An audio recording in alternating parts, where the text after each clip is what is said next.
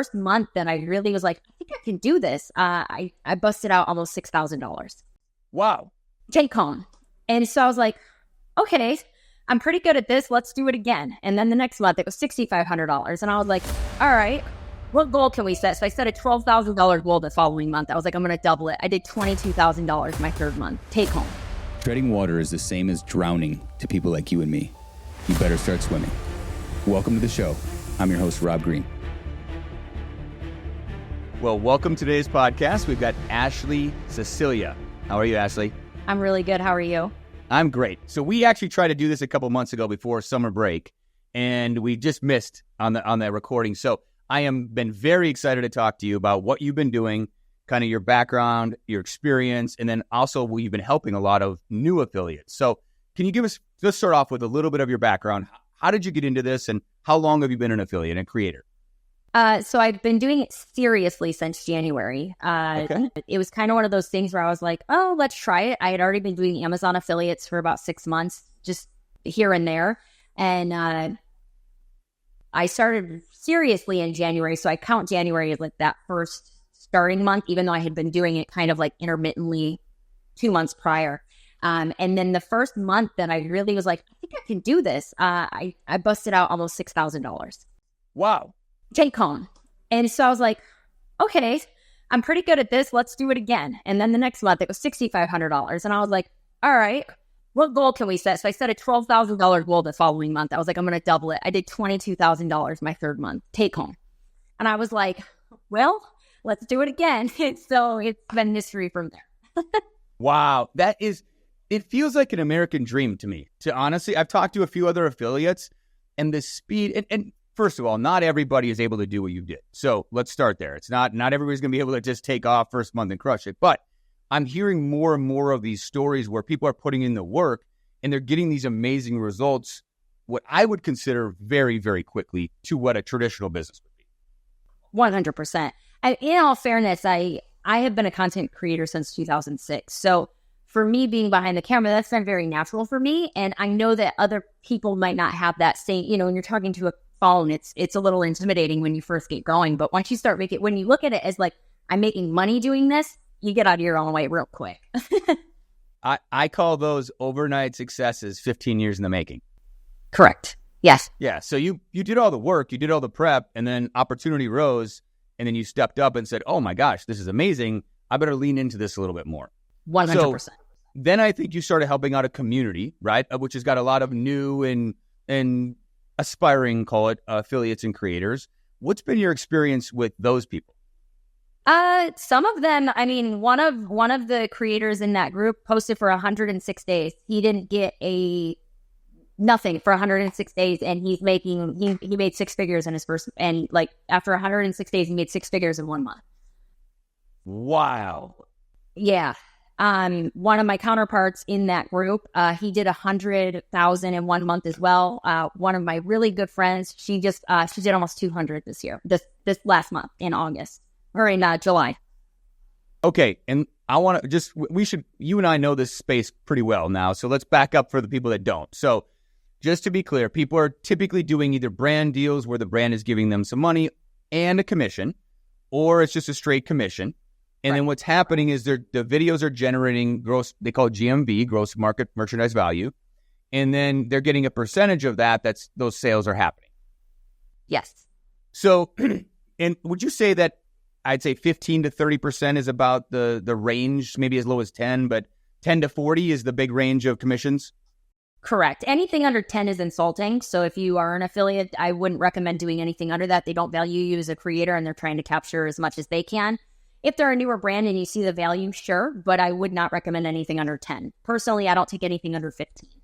Yeah, 15 seems to be the cutoff on almost everybody I've talked to that's had any success. I will say this, there is a factor of the price.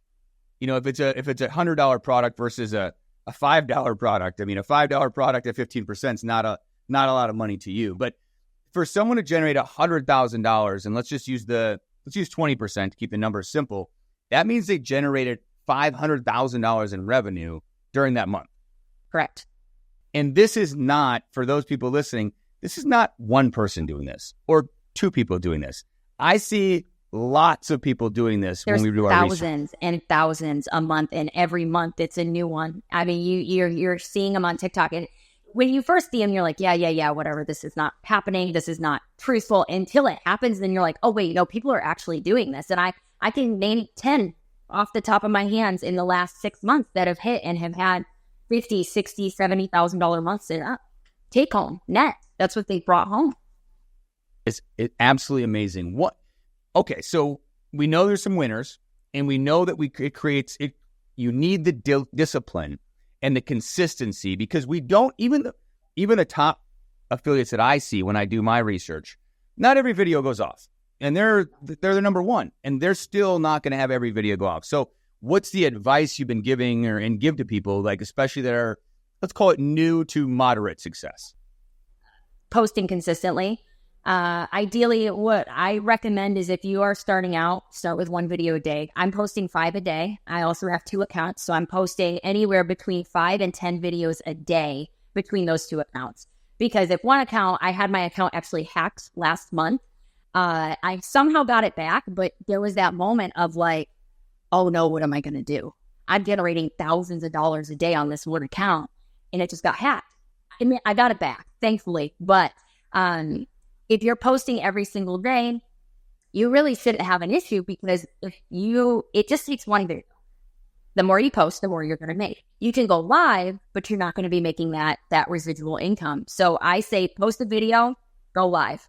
Post a video, go live. Do both. Capture the spread on both, because as soon as you start to limit yourself and you're only posting once every 5 days, the algorithm's not going to know what to do with you.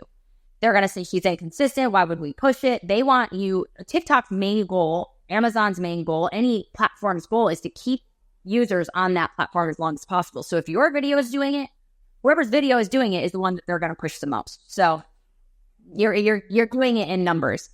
It really feels like TikTok has kind of democratized social media. And what I mean by that is, in the past, it was always follower count, right? It was always like, oh, they've got 5 million followers, and you're going to get a reach on Instagram, let's say, right? And they would charge, as a brand guy, as a brand owner, that's what they would try to do is I'll do a post and I'll charge you for the post because I have a reach. It feels like with TikTok, and correct me if I'm wrong, I'm seeing a lot of people without a lot of followers have just as much success or more success than the macro influencers. Correct. The reason being is because they don't care how many followers you have. They care how long your content is keeping people on the app. That's all they care about. They want people to continue to stay on the app. They want you to buy the product. They want to capture whatever commission they're getting on the back end. So if you have 100,000 followers and you have 5,000, whoever's video is producing that constant comments, shares, likes, people coming back, they're gonna care more about that than they are about the following count. I agree completely, Ashley. Do you have any gut instinct or feeling? No one really knows the algorithm on what TikTok kind of values more. It feels to me like it's more shares and bookmarks than it is like views and likes. But do you have any feeling for that? I do notice, I have a theory about this. Any video that I've had pop off or have had great success, those videos that tend to pop real quick are when I'm doing affiliate videos and somebody purchases within the first 2 hours of the video being posted. So one of my videos has made me about $60,000. One. And that video, within the first, I'd say 3 hours of that video being posted, I had sold maybe 5 or 6 units, which doesn't seem like a lot. But then overnight, I woke up and that video was at 100,000. That video just surpassed 5.6 million views. Wow. So. Well, it makes sense to me. I mean, I come from we've been selling on Amazon for more than a decade. And the algorithm, like you said earlier, they don't really care about you and I necessarily. They care about what they want. And what they want is they want to make revenue and sales. And they want that. That's just a signal to the algorithm early on that this video has potential. And then how I think about it is it escapes whatever that first threshold is. We call it the 200 threshold. We know the 200 threshold. Then there's probably like a 2,000 threshold, I feel like. And then there's maybe another one, maybe 10 to 20,000 again. And it feels like it kind of like levels up and it either goes up or it flattens out. In videos, I will say videos are not hitting the way that they used to. Somewhere in, I would say May, end of May, beginning of June, there was a switch in the algorithm. And I don't understand fully, or if it's just all in our head, but the 200 things aren't hitting as fast as they used to. So a video that you may have posted 3 weeks ago, 4 weeks ago, may not do anything for 3 or 4 weeks. And then all of a sudden it just takes off. And so we're seeing that as creators as well. And as as affiliates here, that you're putting in tons and tons and tons of work and nothing's really happening. And then you wake up the next day and your feed is going crazy and your video jumped to 100,000 views. And there's not really a rhyme or reason for it. Nobody's really understanding what's making that happen. We've seen something similar on our side, and we're doing our research. So, since we first met a couple months ago, we've gotten very aggressive on the brand side. So we're doing massive outreach to affiliates. We've approved a couple thousand affiliates now, and we're sending out samples like crazy. So we're having some success with that. We built a lot of connections. We're hiring some affiliates as content operators. So we're seeing that, but we're seeing the same thing where it's so hard to isolate why something takes off and when it takes off. And it's very, very difficult to isolate. One belief that I have is I'm a big, big believer in PPC and ads and running ads. And I always have been, because ads provide scale. And I know all platforms, it's pure profit for them. So we got an ads rep right away because they called us. They're like, 100%. We want you to spend money, sir. Please spend money with us, right? So that's what they want us to do. And when I've been talking to affiliates and creators a lot, it seems like there's some misunderstandings around ads on TikTok. Can you share kind of some of what the thought process is with those creators? 100%. So back when affiliates kind of started getting popular, there was some bad eggs, which you're going to have with brands. And what was happening is when you were giving those spark codes, they were asking for 365-day spark codes, 60-day spark codes. And if you do not have a long-term or a contract in place or a long-term relationship with these brands, you should not be giving them a 365-day ad code. There's no reason for it. They don't need it. However, what was happening is newer affiliates didn't know better. They were giving that ad code for 365 days. That brand doesn't necessarily own the content. They can't repost it, use it wherever they want, but what they can do is change that commission. So what was happening is these creators were having videos go viral. They were making tons and tons of money. These brands come in and they say, hey, we want that spark code for 365. Somebody gives it to them. They've changed the commission to 0. So now that creator is now making 0 money. So what happened is there was a stigma that started to happen where creators were afraid to give the spark code. And for a while, I was charging for the spark code. If you wanted a 30-day spark code, it was $50. Wow. And people paid it. We paid it. And so now TikTok has kind of created some things in place to protect affiliates in that way, which has been really great. And it's given us confidence again to be able, but spark codes are a game changer to your content. If a brand wants to go and throw $200 on your video, you're not doing it. You're not the one having to push your own video, spend money to make money. They're doing it for you. And if I can make any recommendation about the spark codes, is start with 30 days. If they push the content, then you can extend it another 30. If they push it again, extend it another 30. Don't just give them the 365. So I didn't know you as a creator could dictate the length of time the spark code was valid. Correct. 7 days, 30 days, 60 days, 90, and then 365. And I think 120. But you can actually, so the reason I do 30-day increments is because if I gave them a 90-day ad code, they're going to push $200 on that ad for 30 days. What about the 60 and 90 days? So what I want to do is I message them after 30 days and I say, hey, the code expired. It's doing really well. Here's the numbers. I'm going to extend that ad code an additional 30 if you'd like to put more on it. So not only am I getting them to spend more money on that video, but I'm reminding them that my content is still important, it's still valuable, and they still need to put money on it. I think that, by the way, we've connected with a couple thousand affiliates. Nobody is that advanced, to be clear. Nobody is reaching out to us and saying, hey, I gave you this spark code 30 days ago. I'm going to re-up it. Can you put more ads behind it? So, and I did go to school for marketing, in all fairness. Yeah, too. I appreciate it.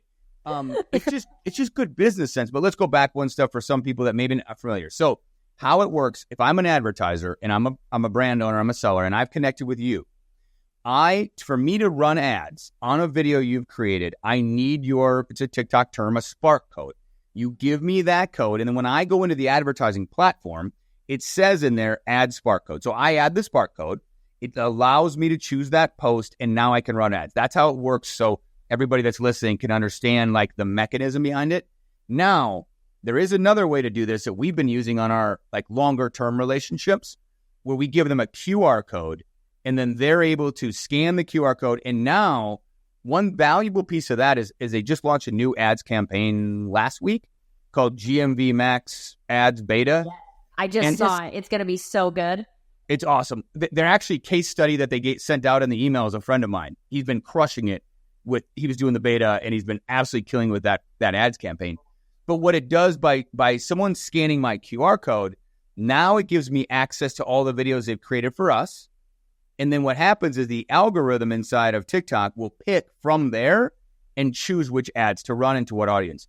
I mean, I'm always skeptical of black boxes because all they want to do is spend my money, just to be clear.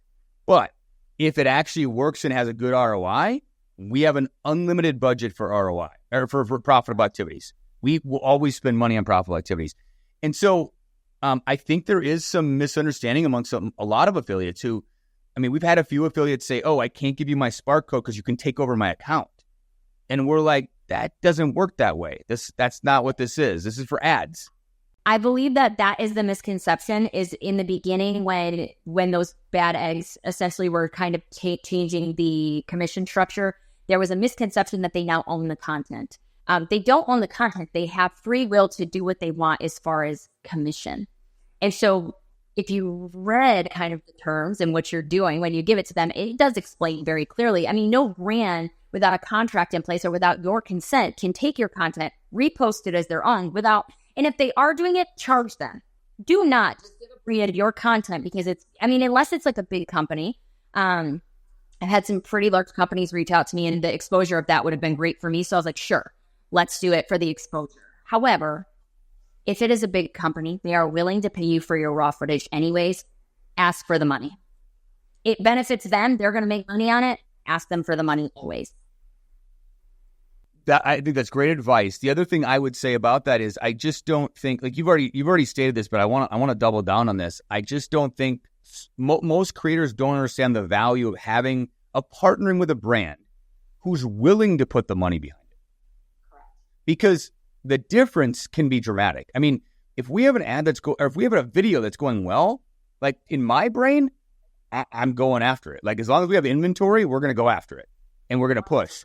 But a lot of brands don't think that way. A lot of brands think like, oh, I want to maximize my organic, and then maybe I want to sprinkle a little bit of money in there. So correct. But if you look at the companies that are making millions and billions of dollars on Amazon and millions and billions on TikTok because they exist, they are running campaigns. They are getting creators to make content. They're like, we want your spark code. The biggest companies on TikTok are big because they were already big on Amazon. They realized that if they jump over and do rinse and repeat, they were going to get the same results. So you'll see those companies and you'll see it in the algorithm. Like, why do I keep getting the same ads from these creators on this and this? Because they're paying. They are paying us to do that. And they're not dumb. So if a company is willing to put money behind your ad, try to secure a long-term contract with them. Because not a lot of brands are willing to put $200 on a video. So if you find a company that's like, hey, we've got multiple products, you realize that they have multiple products, they are good quality products that you can stand behind genuinely, and you're making good money, try and get a long-term deal with them. Hey, I'll do X amount of videos a month for you. Here's my stipulations. Do you want to do this? And most companies, if you are producing income for them and making sales, they're going to jump on it all day long. Yeah. I'll kind of walk you through the brand's perspective on how we've always run advertising in this framework and what we're doing now. So what we do is we're getting a lot of affiliates. We see the videos. Once the videos hit certain metrics, and those metrics could be a certain number of views or comments or likes, then it goes into, we call it potential winners. And we've automated this whole process. So now it goes into a potential winners sheet, for lack of a better word. Then at that point, someone manually reviews the video and says, hey, is this a video we want to put money behind? If it is, we've generally already asked for the spark code up front, But if we haven't, we'll ask for it at that point. And then what we do is we will test the creative in ads campaigns in TikTok. Once the ad works to some level, then we take that ad and we run and test audiences. And if we find the audience that's optimal, then we scale. And that's been the way we've done this forever. It's test creative first, test audience, and then scale. And we find that to be the most successful way to do it. So from the brand side of things, if you are a creator, I just find brands that are willing to invest and ask those questions, especially if it's a long-term deal, because that is so critical to the success, because they're paying for you to make more money. Like, it's so obvious to me. It's crazy. Right. And as an affiliate too, it's also important to see how many units the brand has already sold. Are they already established? If they're a startup or a fly-by-night, they are not going to put money behind it. If they do, it's because something has just popped off and they are starting to go viral. So it's also important as an affiliate to be understanding do your research. Just like with anything, if you're going to go take a job, or if you need to see that this brand has the backing to do so, or you're going to spin your wheels. You're going to be disappointed. You might pop off. Or the worst thing is you have a video go viral and they don't have the quality or the quantity to fulfill those orders. And now you're getting lagged every single month because they don't have the quantity to actually send it out. Yeah. I will say this from our side. We launched a new brand about a month and a half ago, and we ordered a lot of product in anticipation for this. So, but it's really hard and because of the virality of it, it's so hard on the brand side to say, all right, am I going to sell 1,000 units, 10,000, 20? I mean, what am I going to sell? I don't know. So and not that I'm making excuses for these brands, but I interviewed a woman a couple months ago. She did 330,000 in gross merchandise value off of one video and sold them out, sold out the product. I had that happen myself. That's why I'm saying make sure you do your research. The only thing I would say to creators is have a little grace, especially if you can build a relationship with a brand. Understanding their perspective is truly valuable because you want to part. Yes. If it's a brand that's just starting and you do sell them out, they are more likely to come back to you and go, hey, look, we're ready for phase 2 and we want you a part of that. And so that's kind of what happened with my video is they sold out. And then TikTok, because they were newer, was scaling them at 150,000 sales a day. And so they were like, hey, we think we need you to prove your worth. And so that was weeks and weeks and weeks of dealing with that. The moment that they got that release, they sent me a PR box that was so big, it was as big as my bed. And it was great. And so I still have a really great relationship with them because I was one of the reasons that they are what they are on TikTok now. And they got an interview with Rolling Stones magazine because of my video. So it was really cool. That is awesome. I've got a friend who's got a huge brand, Amazon, grocery stores everywhere. And he came to our mastermind in January and they were doing nothing on TikTok. And now they're consistently in the top 20 brands on TikTok. I mean, they're doing millions a month and they've got a big portfolio and they're a big brand. But the overflow, they're getting so much on TikTok, plus the overflow to the other channels has been just absolutely outstanding. And that's one of the things I talk to a lot of my friends about that own brands is it's hard to quantify, but we know there's overflow to Amazon. We know there's overflow to your website. We know there might even be overflow to Costco or Whole Foods. It's just really hard to quantify it.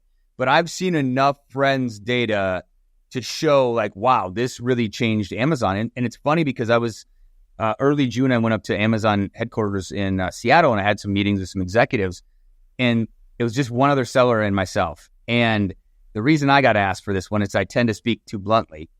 And the topic was why TikTok is kicking Amazon's butt. And so... that TikTok kicks Amazon's butt in every other country except here, right? Well, so that was my feedback. I said, listen, I'm a real world example. I'm launching a new brand and I'm going to launch on Amazon.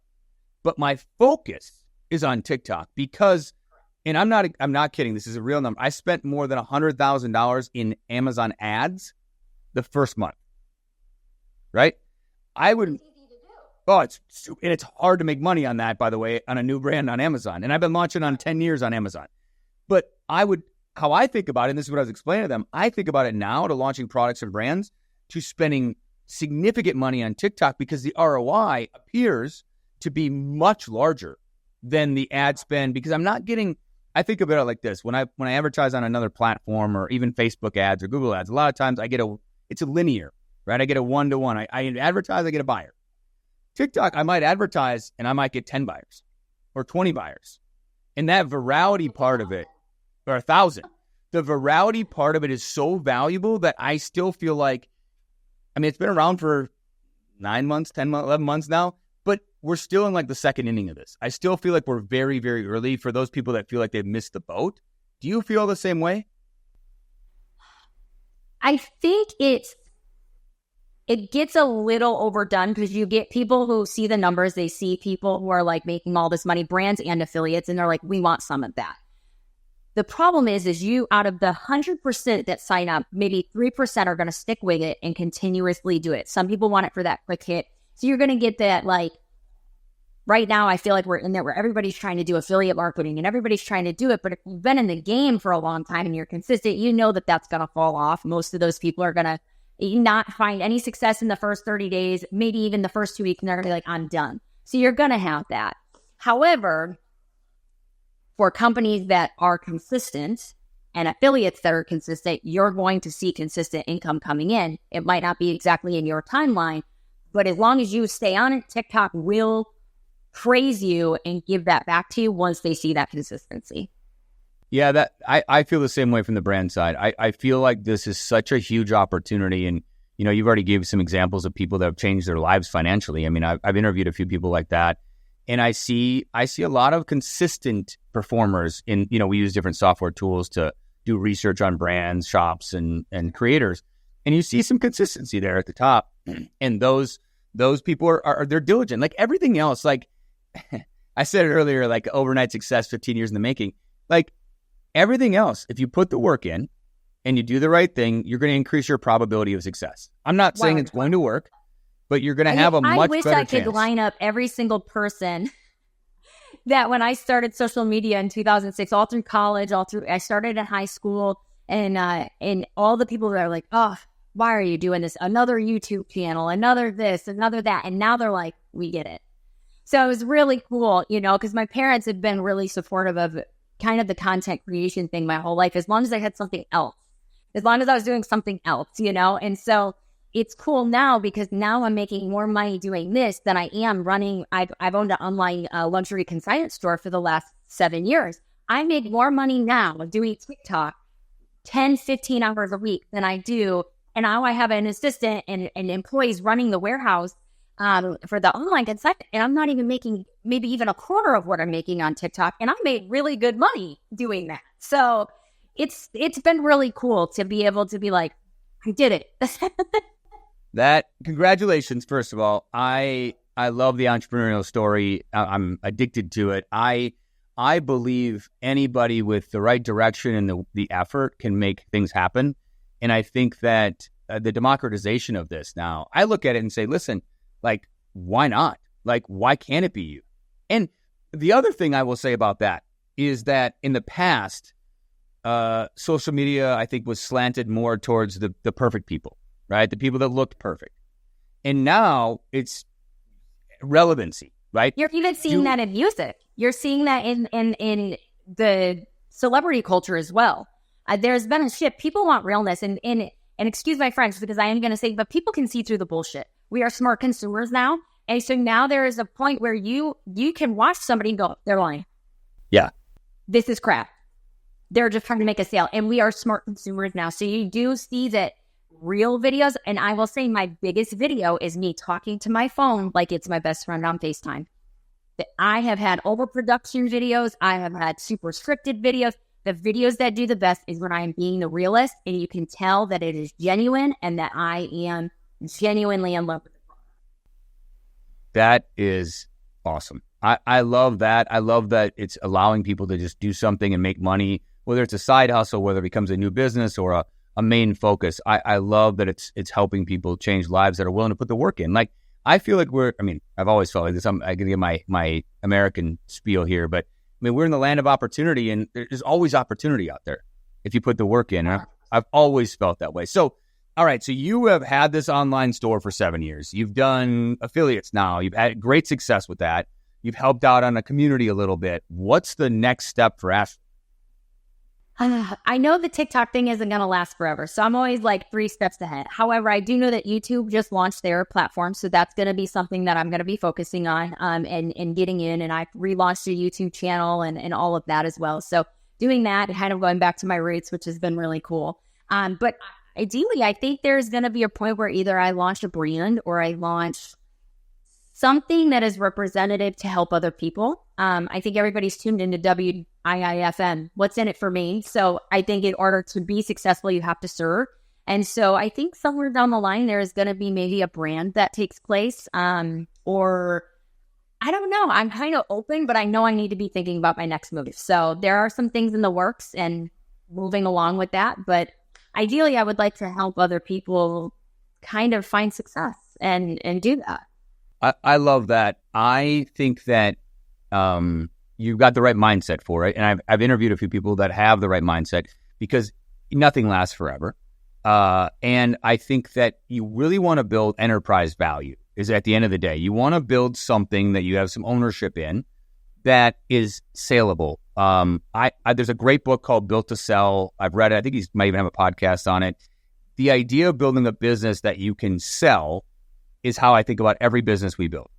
I want to have not that I have to sell it, but I have the ability to sell it without me going with it and without my team going with it, right? That's been the big advance we've made in the last 5 years is if I sell a brand now, the team doesn't go with it and I don't go with it. It goes off as its own entity. And so that's how I think about building enterprise value and building something that is really, really valuable for somebody else to take it to the next level.